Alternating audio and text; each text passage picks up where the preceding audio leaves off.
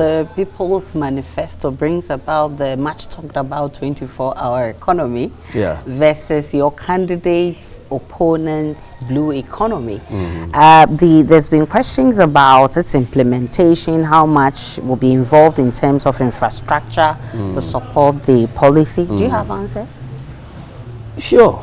Our opponents are just blowing hot air because that policy appears to have taken them by storm, and so their reaction suggests that they are this.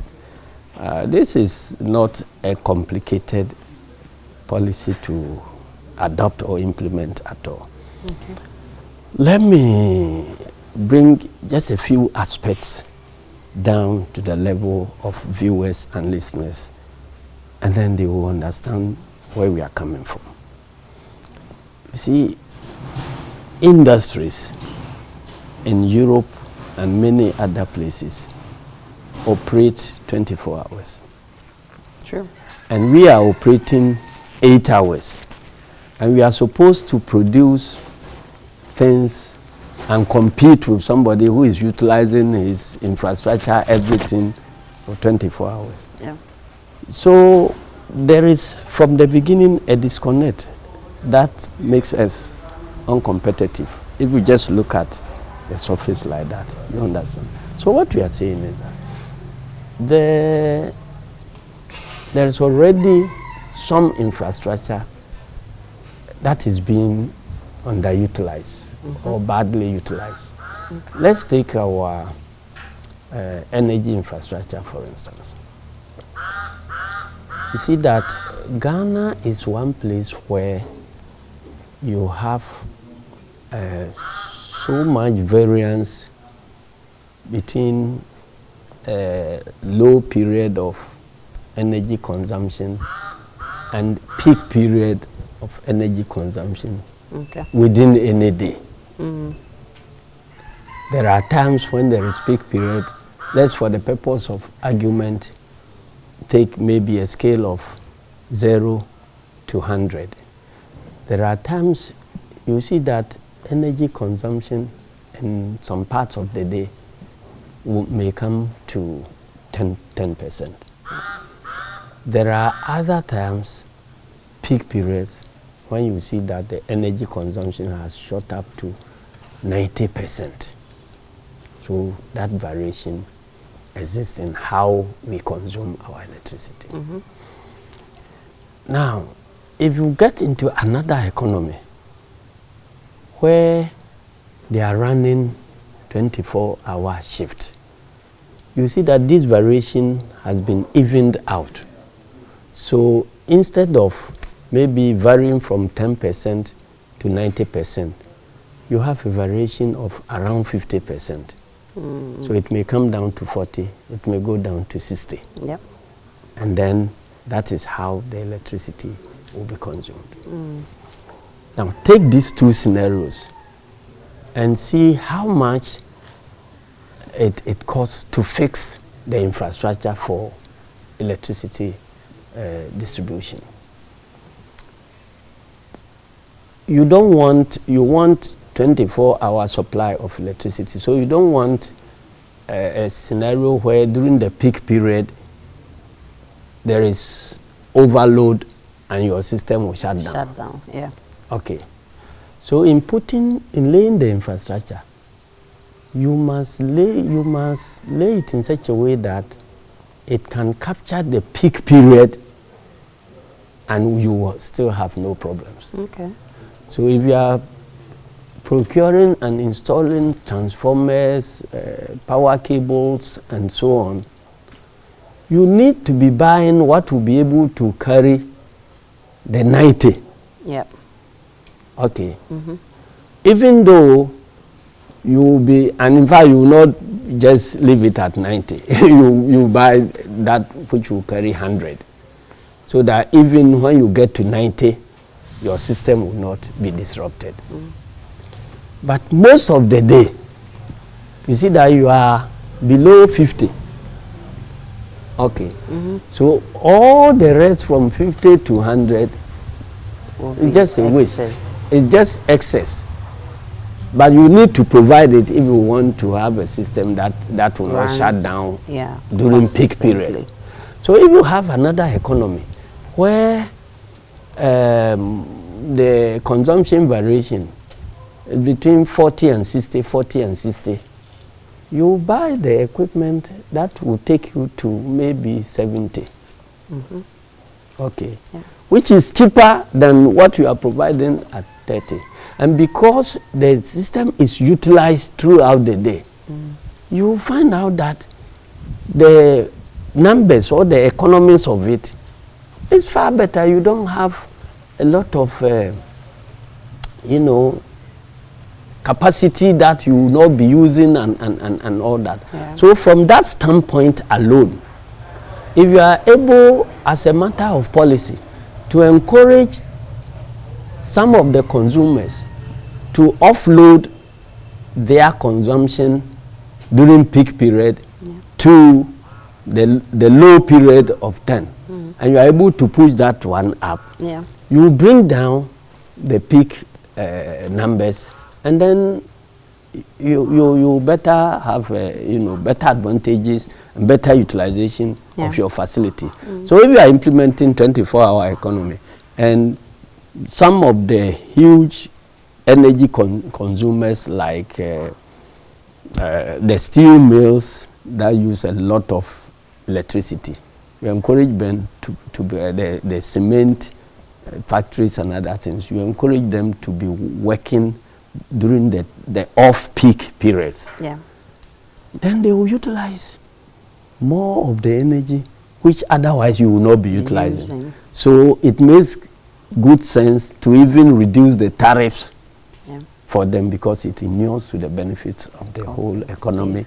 It inures to the benefits of the power sector and so on. So by giving them cheap power, which could have gone waste anyway, you are introducing efficiency into the utilization of your energy resources and so on.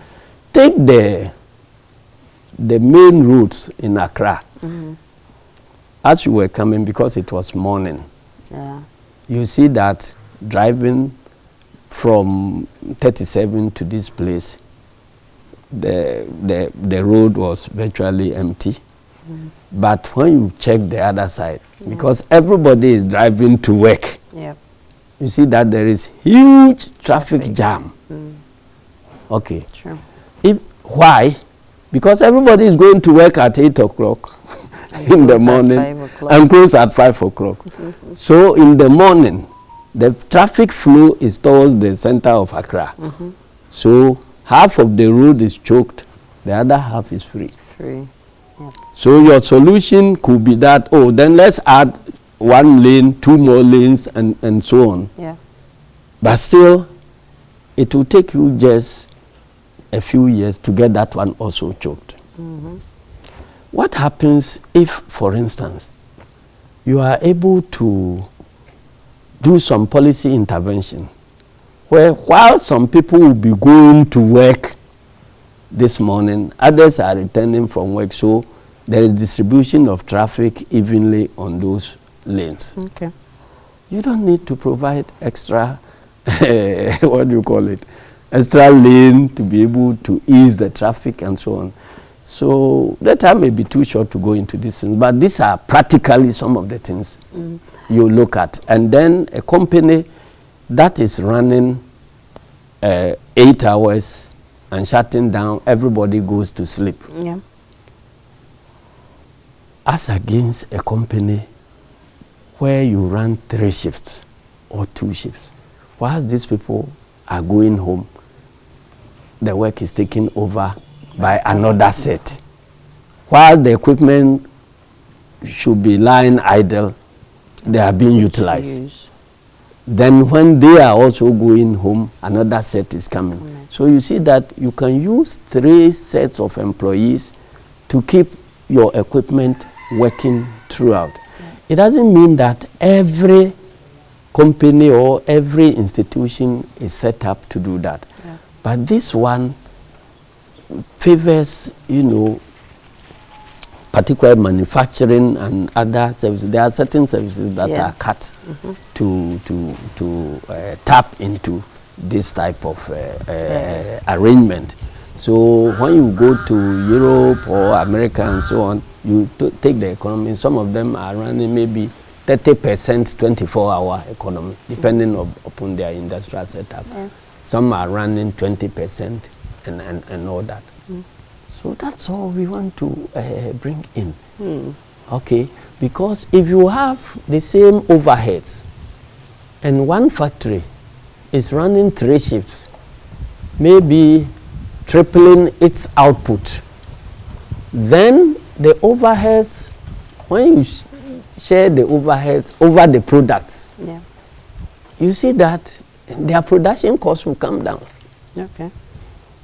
But if you take 1 shift and then with the same overheads, you see that the one who is running 3 shifts in manufacturing items, the cost will come down. The cost will come down with those who are running 3 shifts, as opposed to those who run 1 shift, only 1 shift, and close down. Every equipment has a lifespan.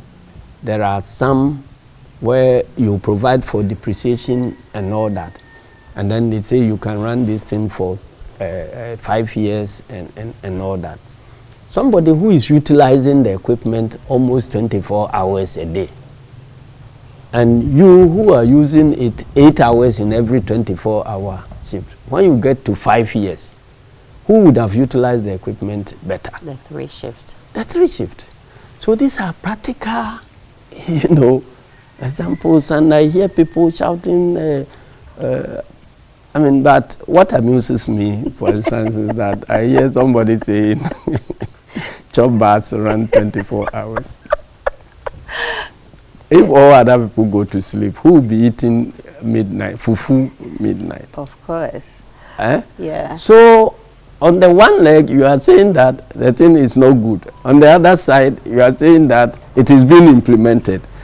Now, if it is no good and it is being implemented, why didn't you cancel it? You understand? Yeah. And in every economy, there are essential services that by their nature already run 24 hours. Yeah. And they are there. They don't shut down. Yeah. Even when you go to government services, there are areas where the customer base is high. You can look at the possibility of introducing the 3-hour, the 3-shift system. Go to our courts now. Look at the backlog of cases. Yep. That creates the impression that our judicial system is not functioning. Because if a businessman has a business issue to be dealt with, time is money in business. Recently, they've introduced weekends, holidays, so at least that tells you the wisdom in the 24-hour. If you have sets of judges who will be sitting using even the same night? Yes. Okay. Because the night doesn't stop you thinking, does it? You see?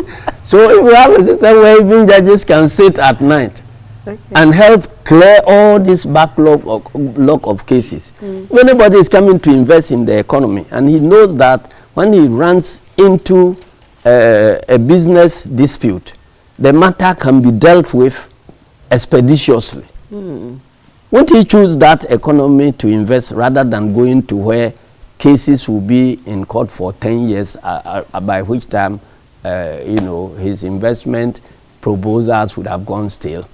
Okay. You see, so these are some of the things. Look at the backlog of cases at the passport office, for instance. Yeah.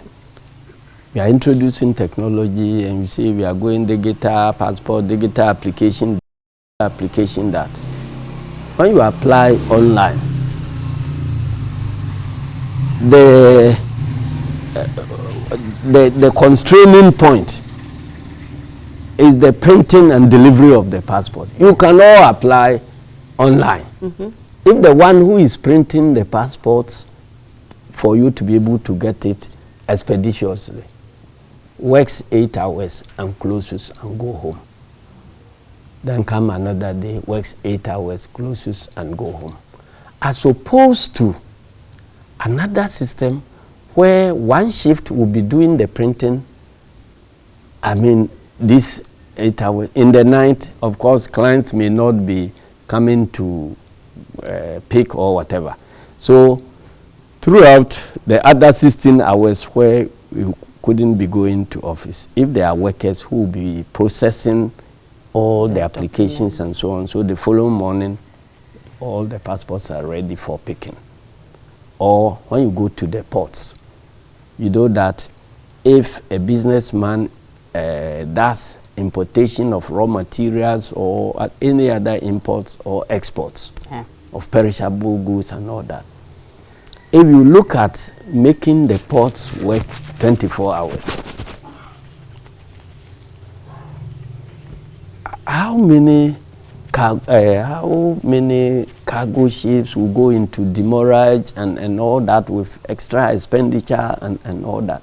So there are a lot of things. When we say 24 hours, we are not going to compel everybody by law go and do 24 hours.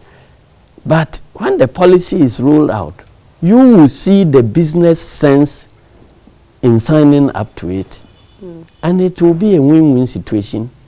Government will win and businesses will win. And when businesses are able to win and have profit, they expand and create more jobs.